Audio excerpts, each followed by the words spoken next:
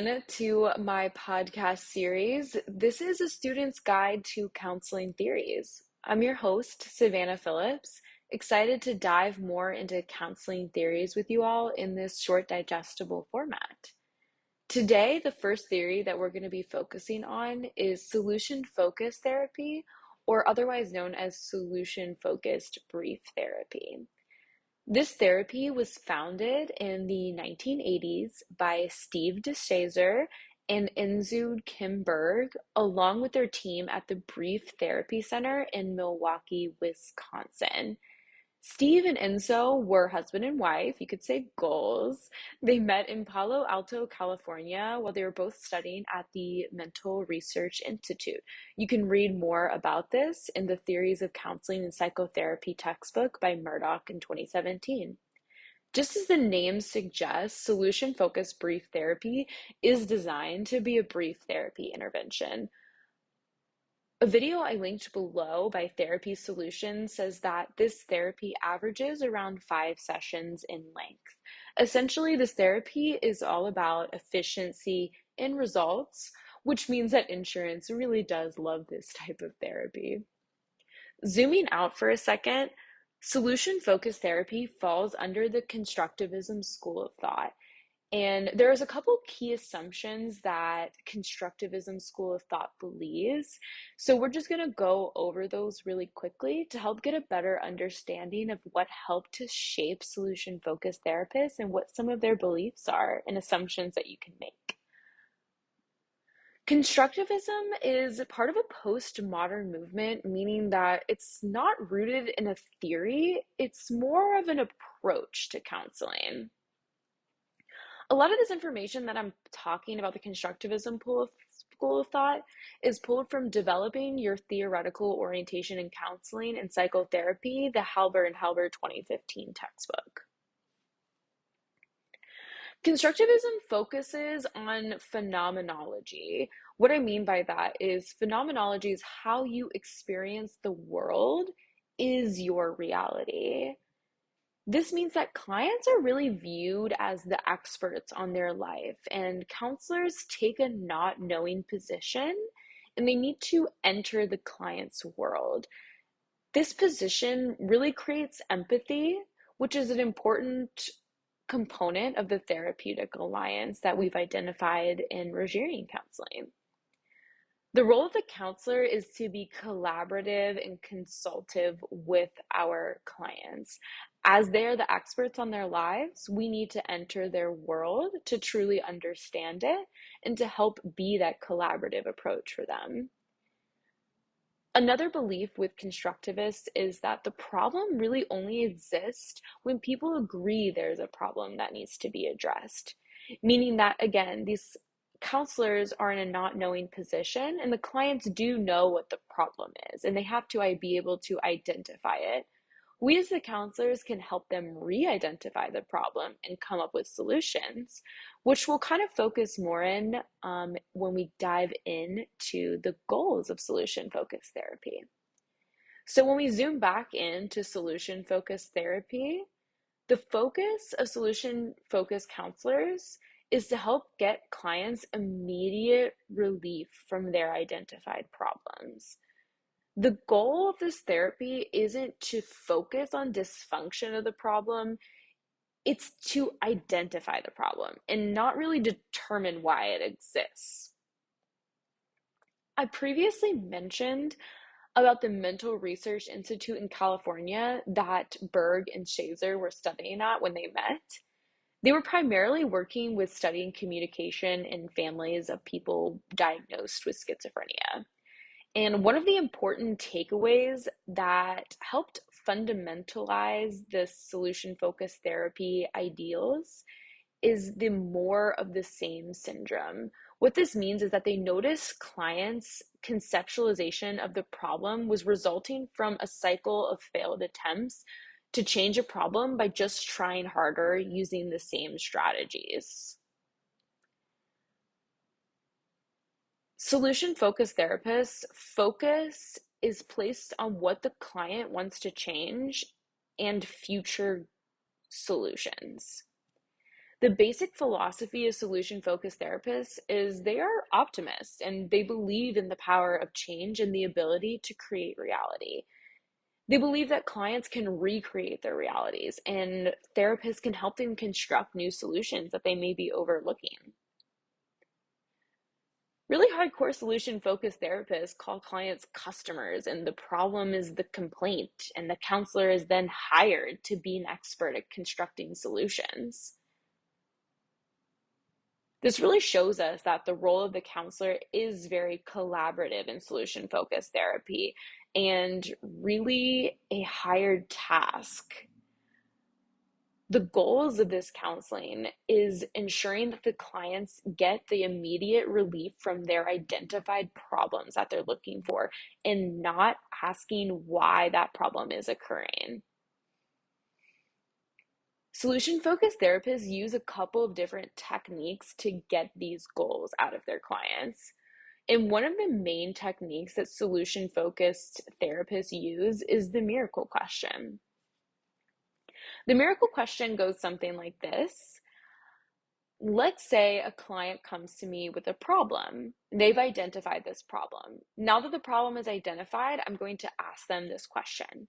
Let's say you go to bed tonight and you follow the same nighttime routine you've been doing, and you fall asleep in your bed, and at some point in the night, a miracle occurs. The problem that you've been having is completely gone. But because it's nighttime, you and anyone else is unaware that this miracle has occurred. So when you wake up in the morning, how would you recognize that the problem is gone? In Murdock 2017's textbook, Theories of Counseling and Psychotherapy, she goes into the history of how Berg created this question. Essentially, Berg had a client who was experiencing multiple different issues, such as an alcoholic husband and disobedient children. Berg asked the client what they would need to get out of therapy to make it helpful. The client then said a miracle. This prompted Berg to say, okay, let's say a miracle occurred. What would it look like? The client then went in to say, well, my husband would stop being an alcoholic and my children would start obeying. But what Berg found is that the client additionally started to talk about the way that they would approach the situation and how different they would act. This was a huge focus and a breakthrough in the solution focused therapy and became a regular practice. It's important when you ask the miracle question to make sure that you gather helpful information to help us form different types of interventions and how we can identify how our client is going to approach the problem. I've linked a video by Dr. Todd Grande demonstrating this question. You can see how he starts with the miracle question, and the client kind of just begins with answers like, I don't know, but then gets deeper into their social anxieties at work. Another technique that is used in solution focused therapy is finding exceptions to the problem. Dr. Todd Grande also has another video demonstrating this that I've linked below. But what this means is finding exceptions to the problem is helping the client to identify when they do not feel the presenting problem. We get them to focus on specific situation in which they feel the problem doesn't exist or is drastically decreased. For example, in the video by Dr. Todd Grund, he asked his client who's experiencing social anxiety at work when they seem to not experience. The client then goes into how they were into theater in college and they seem to not have any of the presenting social anxieties in the theater format. He uses this information to help gather how the client could feel more comfortable in social situations at work, similarly to how they were feeling in the theater. Another technique that is used in solution focus is change talk. This is modeled in the therapy solutions video that I've linked below as well. But change talk encourages the clients to use words with less negative connotation and to focus on the present. You could say this is a little bit similar to affirmations, but example could be instead of saying I am depressed, say I am taking steps to rid myself of depression. Like I talked about in their basic philosophy, solution focused therapists ultimately believe that change is really important to the way that we view things and that we can recreate our reality. So it makes sense that they would really encourage change talk in their sessions, and they could even point it out during their sessions as well, saying, we could reword how you're speaking to me right now. Another technique is scaling questions. You can use these throughout the session to help get an idea of where the client is at, or you can use it at the beginning of the session as well. You could ask the client something like on a scale of 0 to 10, 0 being the worst the problem has ever been, 10 being the problem is completely solved. Where are you today? You could use this at the beginning of the session, in the middle, at the end. You could use it with the presenting problem. You could use it with the way they feel about the solution that you're presenting to just sort of get an insight as to what the client is feeling and what their world is understanding. Additionally, assessing strengths is a really important part of solution focused therapy. They could ask clients to identify their strengths or to even take like an online inventory of their strengths. Strength assessing is important to solution focused therapy because solution focused therapists really do want to build complements and normalizing the problem. What that means is they work to create a therapeutic relationship, but they also work as motivators or cheerleaders, even. They want to give the clients compliments and help encourage them and use those strengths that they have identified as their own strengths as well, and use those to help create solutions. For example, if a client comes to counseling because they're struggling with social anxiety, but they identify that one of their strengths is creating one on one interpersonal relationships, we could even compliment them and say, I could see how you'd be really good at that. You're doing a great job in counseling today.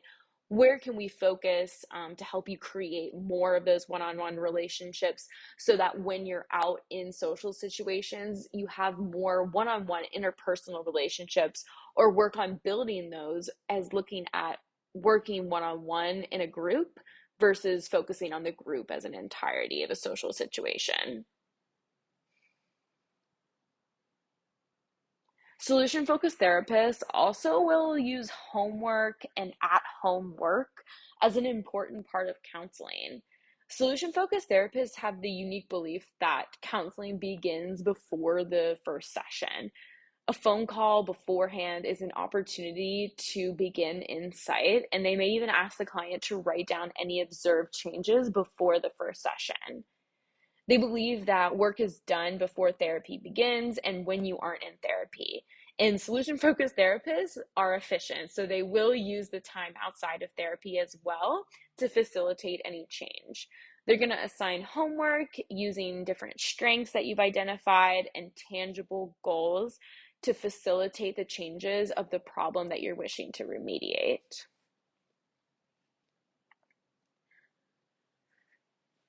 So, when is solution focused therapy helpful, or what type of clientele would you say this could be helpful for? Most constructivism approaches are multicultural and allow for application across different beliefs and cultures.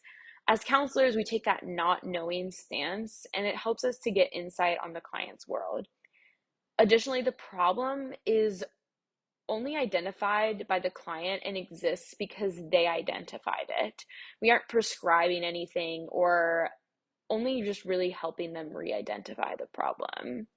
Of course, a counselor can always have their own biases, but this does allow for that sort of passive, not knowing approach, and then allowing us to gain insight and then use that insight to help build solutions. I consulted with a friend who's an LPC in Ohio. said most of her expertise using solution focused therapy is for clients who really don't want to get into the nitty gritty of things and they want fast solutions. This can be helpful for counselors who only have clients for short periods of time or when they need to remediate a situation quickly and efficiently. And lots of counselors, even if they're not die hard solution focused counselors, will use the miracle question as that's a super important part of therapy to help reflect on. I hope you found this podcast really informative and a brief overview of solution focused therapy. Thanks for joining me today and talk to you guys later. Bye.